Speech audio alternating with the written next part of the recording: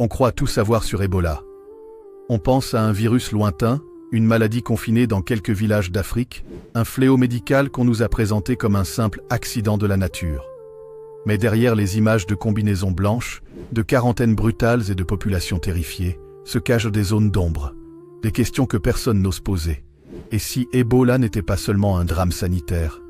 Et si, dans l'ombre, ce virus cachait une histoire bien plus inquiétante, mêlant expériences secrètes, enjeux économiques, manipulations politiques et complots jamais avoués? Dans cette vidéo, nous allons plonger ensemble dans un récit à la frontière du médical et de l'inexplicable. Un voyage troublant au cœur des vérités officielles, mais aussi des soupçons que certains préféreraient garder enfouis.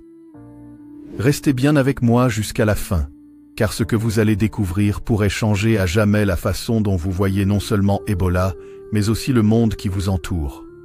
Et si vous aimez ce type de récit où la vérité et le mystère s'entrelacent, pensez à soutenir cette enquête. Un like, un abonnement, et surtout la petite cloche activée, parce que ce qui arrive ensuite, croyez-moi, vous ne voudrez pas le manquer. On raconte que tout a commencé en 1976. Un petit village perdu en République démocratique du Congo, alors appelé Zaïre, allait devenir le point de départ d'une histoire terrifiante qui résonne encore aujourd'hui. Ebola. Rien que le nom glace le sang.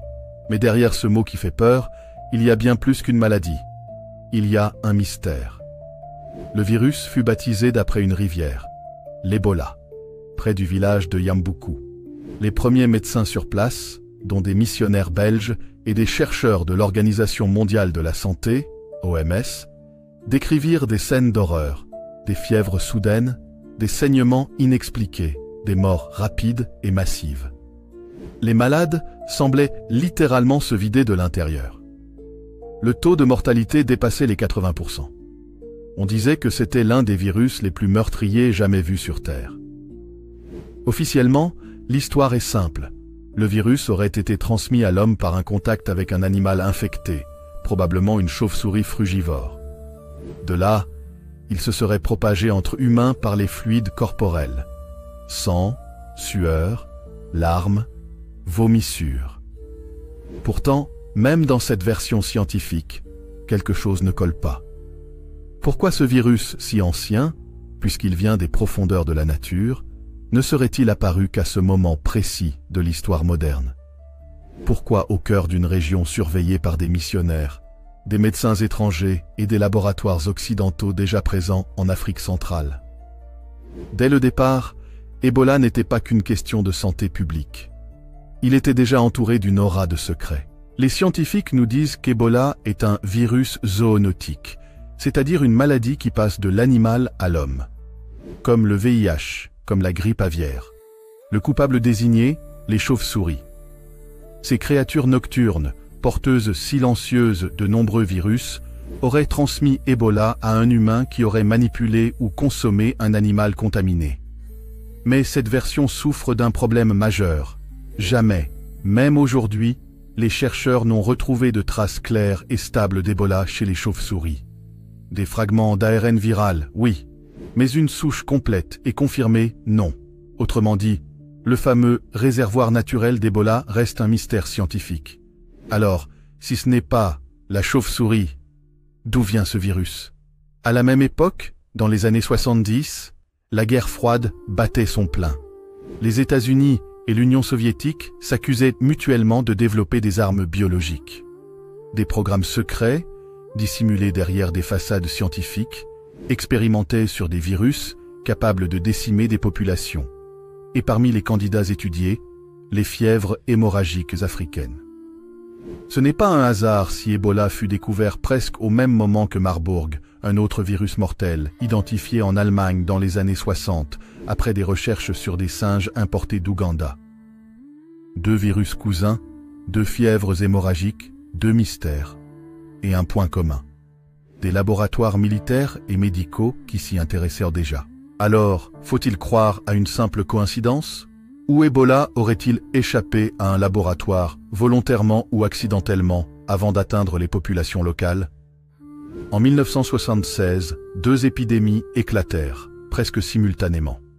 L'une à Yamboukou, Zaïre, l'autre au Soudan, Anzara. Deux pays différents, deux foyers éloignés de plusieurs centaines de kilomètres, mais la même année, le même type de virus. Pourquoi deux apparitions simultanées? Certains chercheurs parlent de « hasard malheureux », mais d'autres voient dans ce phénomène la trace d'une dissémination orchestrée. Des chercheurs soviétiques, dans des rapports déclassifiés après la chute de l'URSS, affirmaient que l'Ouest testait des armes biologiques en Afrique, loin des regards, sur des terrains jugés sacrifiables. Rumeur, propagande ou un fragment de vérité dérangeante? À Yambuku, les missionnaires belges géraient un hôpital. Pour soigner les patients, ils utilisaient des seringues réutilisées, sans stérilisation complète. Ce détail est capital, car il a permis au virus de se propager plus vite que jamais. Certains disent que c'était une erreur tragique, due au manque de moyens. Mais d'autres y voient un point d'interrogation. Comment un hôpital tenu par des Européens, avec un minimum de formation, pouvait ignorer des règles d'hygiène aussi basiques? Était-ce une négligence ou une expérimentation déguisée? Les survivants racontent souvent la même chose. Au début, personne ne comprenait ce qui se passait. Les autorités locales n'avaient aucune information claire. Et pourtant, très vite, des équipes étrangères débarquaient déjà, équipées, prêtes à étudier le virus, comme si elles attendaient cette épidémie. En pleine brousse africaine, au milieu d'un pays pauvre, l'arrivée rapide de scientifiques occidentaux spécialisés dans les fièvres hémorragiques soulève encore aujourd'hui des soupçons. Comment étaient-ils si bien préparés? Les analyses génétiques d'Ebola montrent que c'est un virus très ancien, ayant évolué depuis des milliers, voire des millions d'années. Pourtant, son apparition brutale dans les années 70 reste un mystère. Pourquoi n'a-t-il pas frappé massivement les populations humaines avant? Pourquoi maintenant? Et pourquoi dans un contexte géopolitique où les armes biologiques étaient une obsession des superpuissances? Certains chercheurs indépendants avancent une hypothèse dérangeante. Ebola existait depuis longtemps, mais il aurait été réveillé, manipulé ou délibérément relâché. Dès le départ, Ebola n'a pas seulement été vu comme un drame humain, mais aussi comme un outil de contrôle. Le virus terrifie, paralyse, isole. Il justifie la présence d'équipes médicales étrangères, de quarantaines, de financements internationaux. Pour certains analystes, Ebola aurait été utilisé comme un prétexte pour s'implanter dans des zones riches en ressources naturelles, notamment le Congo, célèbre pour ses minerais stratégiques, comme le coltan et le cobalt. Le monde croyait qu'Ebola n'était qu'une curiosité africaine, une épidémie locale de 1976 vite étouffée et rangée dans les archives médicales. Mais moins de 20 ans plus tard, le virus ressurgissait avec une violence encore plus terrifiante. À chaque nouvelle apparition, une question se posait. S'agissait-il vraiment d'une catastrophe naturelle ou d'un scénario orchestré dans l'ombre? En mai 1995, dans la ville de Kikwit, en République démocratique du Congo, ex-Zaïre, Ebola refait surface. Cette fois, ce n'est plus un village perdu. C'est une ville entière qui se retrouve paralysée. Le virus frappe d'abord un patient dans un hôpital, puis se répand à travers les soignants. Le scénario est effrayant. Les médecins eux-mêmes, censés protéger la population, deviennent des vecteurs. Des dizaines de soignants meurent et la panique s'installe. Officiellement, on parle de 315 cas et 254 morts, soit une létalité de plus de 80%. Mais les témoins locaux affirment que les chiffres officiels étaient sous-estimés. De nombreux malades mouraient dans leur maison, jamais enregistrés, leurs corps enterrés en secret pour éviter les quarantaines brutales. Là encore, une question revient. Comment le virus a-t-il ressurgi presque 2 décennies après, sans prévenir? Et surtout, pourquoi dans une ville stratégique, en plein cœur d'une région où les compagnies minières étrangères commençaient à s'installer massivement? Des rumeurs circulèrent. Certains habitants affirmaient que des étrangers en blouse étaient arrivés avant les premières victimes, comme s'ils savaient ce qui allait se produire. Était-ce un délire collectif ou la trace d'une opération secrète? Entre 2000 et 2012, Ebola refait surface à plusieurs reprises, en Ouganda, au Soudan, au Gabon, en RDC. À chaque fois, les foyers sont isolés, parfois étouffés médiatiquement.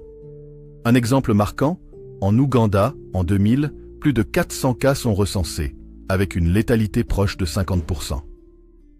Mais rapidement, l'information disparaît des médias internationaux.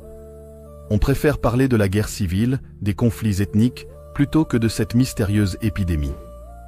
Pourquoi tant de silence? Certains chercheurs indépendants avancent une explication. Il n'était pas encore temps de faire d'Ebola une star médiatique. Le virus restait un sujet de laboratoire, d'expérimentation, de tests de réaction des populations locales, mais pas encore un outil global. Tout bascule en décembre 2013, lorsqu'un enfant de 2 ans tombe malade dans un petit village de Guinée. C'est le fameux patient zéro, officiel de la plus grande épidémie d'Ebola de l'histoire. Mais là encore, des zones d'ombre persistent. L'enfant n'avait pas voyagé, n'avait pas eu de contact avec des chauves-souris. Alors, comment expliquer sa contamination? Certains scientifiques locaux ont parlé d'un laboratoire de recherche installé non loin qui aurait travaillé sur des virus hémorragiques. Les grandes institutions ont balayé cette hypothèse, mais la coïncidence reste troublante. L'épidémie de 2014 se propage rapidement. Guinée, Sierra Leone, Libéria. En quelques mois, elle franchit les frontières et devient un problème mondial. L'OMS déclare l'état d'urgence. Les images de malades ensanglantés, de villages barricadés et de soignants en combinaison envahissent les médias du monde entier. Cette fois, Ebola n'est plus un drame africain ignoré. C'est une menace globale. Des organisations comme Médecins sans frontières, MSF, deviennent des acteurs centraux. Elles alertent le monde. Elles soignent, elles organisent les quarantaines. Mais dans les coulisses, certains accusent ces ONG d'être aussi des instruments d'observation pour les grandes puissances. Pourquoi? Parce qu'Ebola ne touche pas seulement des vies humaines, il touche des zones stratégiques. Le Libéria, par exemple, est riche en minerais de fer, en caoutchouc et en pétrole offshore. La Sierra Leone, elle, regorge de diamants. Des voix critiques affirment que l'épidémie fut une opportunité. En installant des zones médicales sous contrôle international, certains territoires sont devenus accessibles aux multinationales, pendant que les populations locales étaient paralysées par la peur. Une question dérangeante revient sans cesse. Ebola a-t-il servi de terrain d'expérimentation? Pendant l'épidémie de 2014, des traitements expérimentaux, jamais testés à grande échelle, furent administrés à certains patients. Parmi eux, le fameux ZEMMAP, un cocktail d'anticorps développé aux États-Unis. Mais étrange coïncidence, ce médicament, quasi inconnu avant 2014, se retrouva immédiatement disponible pour des patients occidentaux contaminés, alors que des milliers d'Africains mouraient sans accès à ce traitement. Était-ce une vraie lutte contre le virus ou une expérience grandeur nature? Encore plus troublant, plusieurs chercheurs africains affirmèrent que certains prélèvements sanguins des malades furent envoyés dans des laboratoires étrangers, notamment aux États-Unis. Officiellement pour études scientifiques.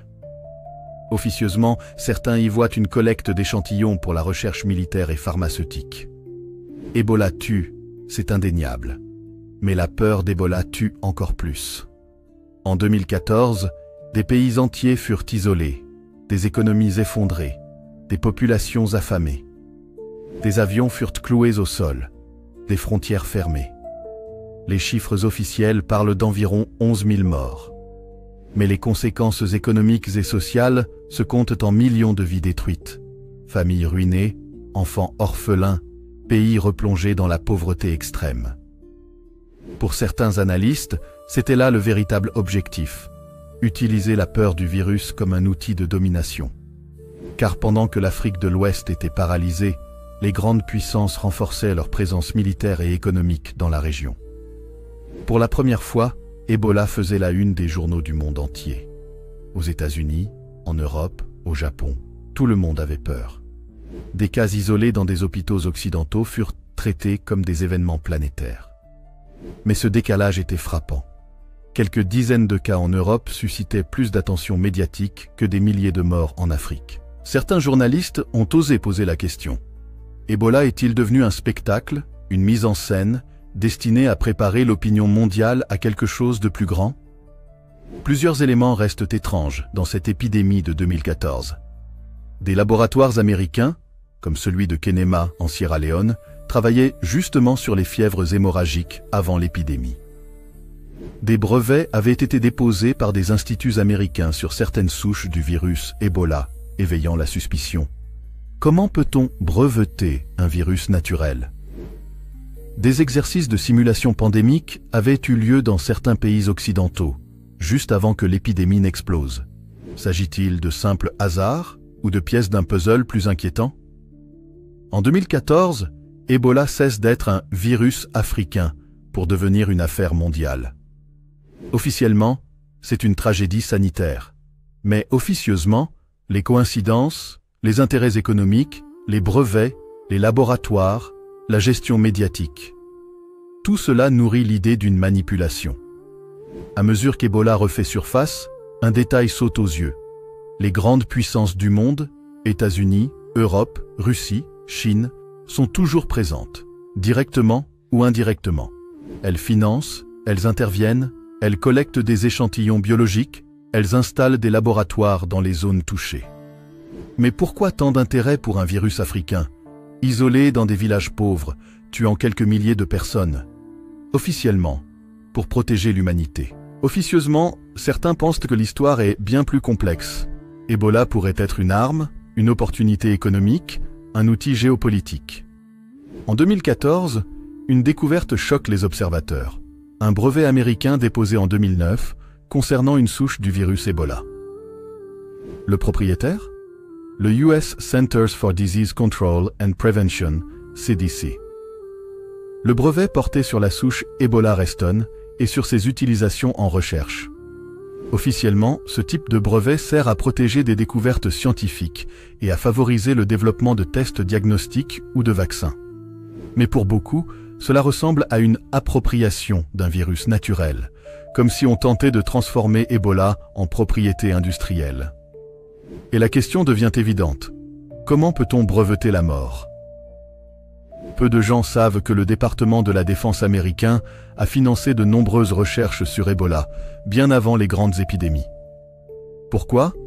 Parce que dans les cercles militaires, Ebola a toujours été considéré comme un candidat pour les armes biologiques. Un virus à haute létalité, transmis par les fluides, difficile à contrôler, qui provoque une peur panique, parfait pour déstabiliser un ennemi. Des documents déclassifiés révèlent que des programmes comme ceux de Fort Detrick, un centre de recherche biologique militaire aux États-Unis, se sont intéressés de près aux fièvres hémorragiques africaines. Le but? Comprendre comment les utiliser ou comment s'en protéger en cas d'attaque. Mais la frontière entre défense et expérimentation offensive est mince. Certains chercheurs affirment qu'Ebola n'a pas seulement été étudié, il a peut-être été modifié dans des laboratoires militaires. Une coïncidence intrigue particulièrement. Dans plusieurs zones frappées par Ebola, des laboratoires étrangers étaient déjà présents. En Ouganda, dans les années 2000, des centres de recherche américains collaboraient avec l'armée locale pour étudier les virus hémorragiques. En Sierra Leone, juste avant l'épidémie de 2014, le laboratoire de Kenema, financé en partie par des agences américaines, travaillait sur Ebola et Lassa. Quand l'épidémie a explosé, des rumeurs locales accusaient directement ce laboratoire d'être la source de la fuite. Les autorités ont démenti. Mais le doute persiste. Comment expliquer qu'Ebola apparaisse toujours dans des zones surveillées par les grandes puissances? Quand Ebola frappe, les laboratoires pharmaceutiques apparaissent soudain comme les sauveurs du monde. En 2014, des entreprises occidentales développent à la hâte des vaccins et des traitements. ZMapp, produit par une petite biotech américaine, des antiviraux expérimentaux, puis le vaccin canadien RVSV-Zebov, racheté par une multinationale, Merck. Ces traitements furent testés directement en Afrique, parfois sans consentement éclairé, parfois dans l'urgence absolue. Mais une question dérange. Pourquoi investir autant d'argent dans un virus rare, qui touche peu de personnes, sauf si l'enjeu dépasse la simple santé publique? Certains analystes pensent que l'industrie pharmaceutique voyait dans Ebola un double intérêt. Un marché d'urgence, financé par les gouvernements et les ONG. Un laboratoire à ciel ouvert, où tester des technologies de vaccins expérimentaux, comme ceux qui seront plus tard utilisés pour d'autres pandémies mondiales. Au cœur des épidémies, des rumeurs locales circulent toujours, mais certaines méritent d'être écoutées. En Afrique de l'Ouest, de nombreux habitants accusaient les Blancs de propager le virus volontairement. Ils disaient que les équipes médicales apportaient à la mort plutôt que la guérison. Des rumeurs affirmaient que les vaccins servaient à stériliser les femmes africaines ou que les prélèvements sanguins étaient envoyés pour créer des armes biologiques. Les médias occidentaux qualifiaient ces récits de paranoïa. Mais quand on sait l'histoire coloniale de l'Afrique, marquée par des expériences médicales forcées, comme en Ouganda, en Afrique du Sud ou en Namibie, ces soupçons prennent une autre couleur. Un détail souvent oublié. À chaque grande épidémie d'Ebola, les économies locales s'effondrent. Les investissements étrangers se retirent, sauf dans certains secteurs stratégiques. Pendant la crise de 2014, alors que le Libéria était paralysé, les grandes compagnies minières et pétrolières renforçaient discrètement leur présence. Pour certains analystes géopolitiques, Ebola fonctionne comme un outil de nettoyage économique. Une population terrorisée, un pays affaibli, une économie effondrée et des ressources naturelles plus faciles à exploiter. Quand on met toutes les pièces ensemble, l'image devient troublante. Un virus découvert dans les années 70, en pleine guerre froide. Des foyers d'épidémie toujours proches de zones surveillées par des laboratoires occidentaux. Des brevets déposés sur certaines souches.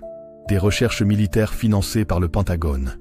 Des compagnies pharmaceutiques qui trouvent soudain un marché juteux.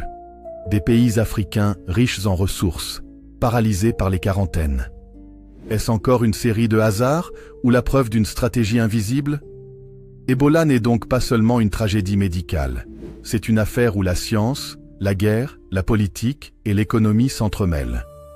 Derrière les discours humanitaires, il y a des intérêts colossaux. Et derrière la peur du virus, il y a peut-être une volonté de contrôle. Les épidémies laissent toujours des survivants. Ce sont eux qui, après avoir traversé l'enfer, portent la mémoire vive de ce qu'ils ont vu. Mais dans le cas d'Ebola, quelque chose de troublant s'est produit. Certains témoins ont commencé à rapporter des récits qui n'entraient pas dans le schéma officiel. Et bien vite, leurs voix ont été étouffées. Dans les villages de Guinée, de Sierra Leone et du Libéria, des hommes et des femmes racontaient que la maladie ne s'était pas toujours déclarée de manière naturelle. Certains se souvenaient d'hélicoptères survolant leur village avant l'apparition soudaine des premiers cas. D'autres affirmaient avoir vu des équipes de humanitaires pénétrer dans des zones reculées, quelques jours seulement avant que la fièvre hémorragique ne frappe. Ce qui semblait au départ n'être que des rumeurs de peur s'est multiplié. Témoignages concordants, détails récurrents. Mais chaque fois que ces récits arrivaient aux oreilles des journalistes internationaux, ils étaient vite discrédités comme des superstitions locales. Pourquoi un tel empressement à faire taire ces voix? Les journalistes indépendants, une vérité trop lourde? En 2015, quelques journalistes indépendants ont tenté de documenter ces récits. L'un d'entre eux, un reporter français resté plusieurs semaines en Sierra Leone, a publié dans un petit média alternatif un dossier où il affirmait que certaines zones, tests, avaient connu une propagation anormalement rapide et localisée, presque comme si un déclencheur extérieur avait été utilisé. Peu après, son article a disparu du site. Et le journaliste lui-même a expliqué, quelques mois plus tard, avoir reçu des pressions pour abandonner l'enquête. D'autres ont connu des destins plus tragiques. Un photoreporter allemand, très présent sur le terrain, a été retrouvé mort dans des circonstances floues, officiellement victime d'Ebola. Mais ses proches juraient qu'il n'avait jamais été contaminé. Plus étrange encore, certains médecins locaux ont tenté d'alerter. Le docteur Mbayo, en Guinée, avait collecté des données montrant que les premiers foyers ne correspondaient pas à une transmission animale classique. Selon lui, le patient zéro aurait été en contact avec une équipe de recherche étrangère quelques semaines avant de tomber malade. Quelques jours après avoir tenté de publier son étude, il aurait reçu des menaces voilées. Il est mort dans des conditions mystérieuses, officiellement d'épuisement, liées à la surcharge de travail. Ses notes, elles, ont disparu. Derrière tout cela, une constante, la peur. Les populations locales ont été plongées dans un climat de terreur tel qu'aucune remise en question n'était possible. Le simple fait de douter des versions officielles suffisait à être accusé de propager de fausses informations. Un crime puni sévèrement par les autorités locales, souvent sous la pression des ONG et gouvernements étrangers. Mais si l'on regarde attentivement, une question obsédante se pose. Pourquoi avoir tant besoin de contrôler le récit? Si Ebola n'était qu'un virus naturel, pourquoi effacer les témoignages, faire taire les survivants et mettre en danger ceux qui posaient trop de questions? Plus troublante encore, certains survivants affirment avoir été soignés avec des produits expérimentaux. Des injections dont ils n'ont jamais connu la composition. Quelques mois plus tard, certains d'entre eux présentaient d'étranges séquelles, troubles neurologiques, perte de mémoire, hallucinations. Dans un village de Sierra Leone, un groupe de jeunes hommes guéris d'Ebola a commencé à affirmer qu'on leur avait injecté autre chose qu'un traitement. 2 d'entre eux sont morts subitement, sans cause claire. Les survivants se sont dispersés, terrorisés. Tout cela nourrit l'idée qu'au-delà de la tragédie médicale, Ebola pourrait bien avoir été utilisé comme un immense laboratoire à ciel ouvert, avec pour cobayes des populations démunies, incapables de se défendre. Parmi les voix étouffées, il y a celle de Mariam, une infirmière libérienne. Avant sa mort en 2016, elle avait confié à une ONG locale que certains malades traités dans les centres ne présentaient pas de symptômes typiques d'Ebola, mais qu'ils étaient malgré tout déclarés comme cas confirmés. Selon elle, le nombre officiel des morts aurait été gonflé artificiellement. Mais pourquoi? Pour justifier davantage de financement? Ou pour couvrir quelque chose de plus sombre? Des expériences menées sur des malades déclarés perdus? Mariam est morte peu après avoir livré ce témoignage. Officiellement contaminée. Officieusement, beaucoup pensent qu'elle en savait trop. À ce stade, il est difficile de dire ce qui relève de la vérité brute ou de la peur collective. Mais ce qui est indéniable, c'est que les voix discordantes ont été systématiquement réduites au silence. Or, dans l'histoire des grandes épidémies, chaque fois qu'une vérité dérangeante a été dissimulée, c'est que les intérêts en jeu dépassaient la simple santé publique. Alors, faut-il croire que certains survivants, certains chercheurs, avaient mis le doigt sur une manipulation d'envergure? Et si Ebola n'avait pas seulement été une épidémie, mais un outil, un instrument façonné par des mains invisibles, testant jusqu'où l'humanité pouvait être manipulée par la peur? L'histoire d'Ebola n'est pas seulement celle d'un virus. Elle est devenue une énigme mondiale, où la science, la politique et l'ombre des intérêts obscurs s'entrelacent. Et à ce stade de notre voyage, nous sommes obligés de poser la question qui dérange. Ebola a-t-il réellement été une épidémie naturelle ou l'arme invisible d'une guerre que personne n'ose nommer? En 2017, un rapport confidentiel émanant d'une commission de l'OMS a brièvement circulé sur le dark web avant de disparaître. Selon ce document, plusieurs laboratoires de haute sécurité, dont celui de Kenema en Sierra Leone, auraient été financés par des agences étrangères non seulement pour étudier Ebola, mais aussi pour tester sa capacité à être stabilisé en aérosol. En d'autres termes, voir si le virus pouvait être transformé en une arme biologique. Officiellement, ce projet n'a jamais existé. Officieusement, plusieurs chercheurs ayant travaillé à Kenema ont admis avoir vu des expériences qui n'étaient pas destinées à la médecine humaine. Depuis la guerre froide, les grandes puissances se soupçonnent mutuellement de développer des armes biologiques. Et Ebola, avec son taux de mortalité terrifiant et sa capacité à plonger une région entière dans le chaos, avait tout pour devenir un outil stratégique.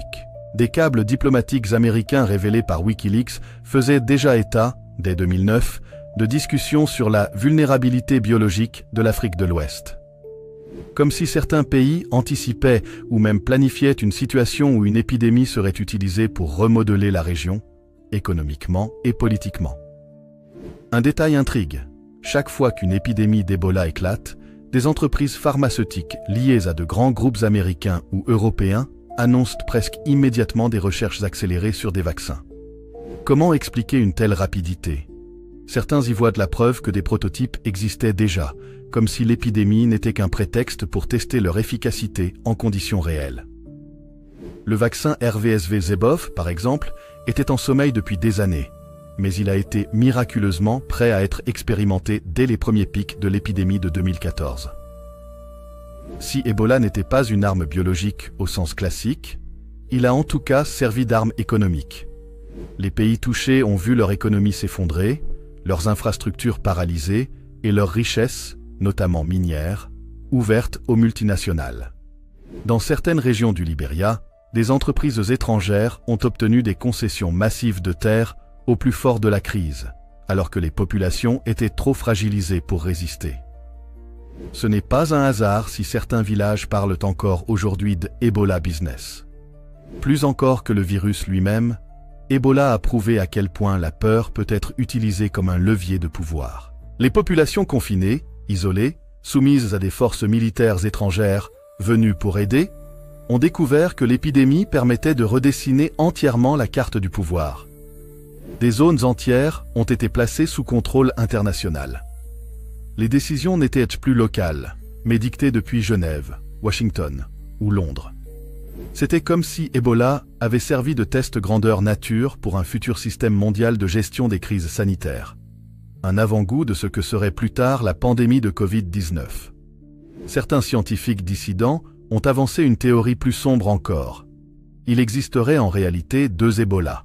L'un, naturel, déjà connu depuis les années 70, transmis par les chauves-souris et responsable des premières flambées. L'autre, modifié en laboratoire, capable d'être déclenché avec une précision chirurgicale.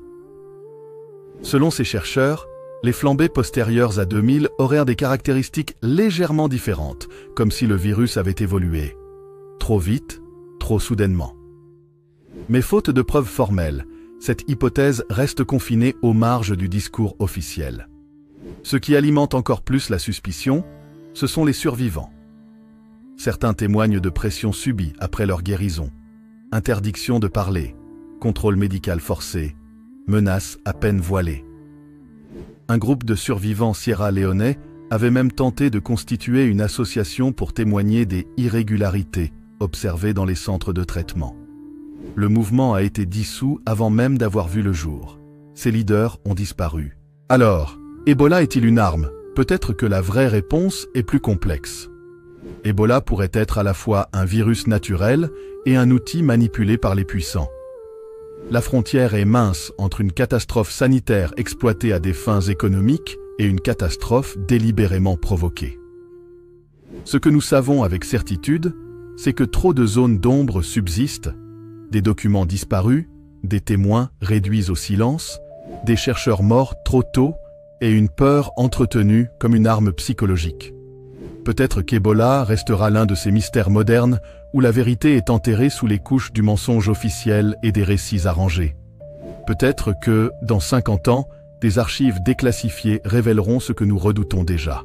Que derrière chaque crise sanitaire mondiale, il y a des mains invisibles, testant les limites de notre résilience et de notre soumission. Mais en attendant, une certitude demeure. Ebola nous a montré que la maladie peut tuer, mais que la peur organisée tue encore plus sûrement. Mes amis, nous arrivons au terme de ce voyage sombre et fascinant à travers les mystères d'Ebola, entre vérité médicale et ombre du complot. Nous avons exploré ensemble les racines officielles, les récits des survivants, les silences imposés, les documents disparus et les pistes qui dérangent. Une chose est certaine, derrière chaque grande épidémie, il y a toujours deux histoires. Celle que l'on raconte aux foules et celle que l'on cache dans les couloirs du pouvoir. Ebola, au-delà d'un virus, est devenu un symbole de cette lutte éternelle entre la vérité et le secret, entre la science et la manipulation, entre la vie humaine et les intérêts économiques. Merci, du fond du cœur, d'avoir suivi cette vidéo jusqu'au bout.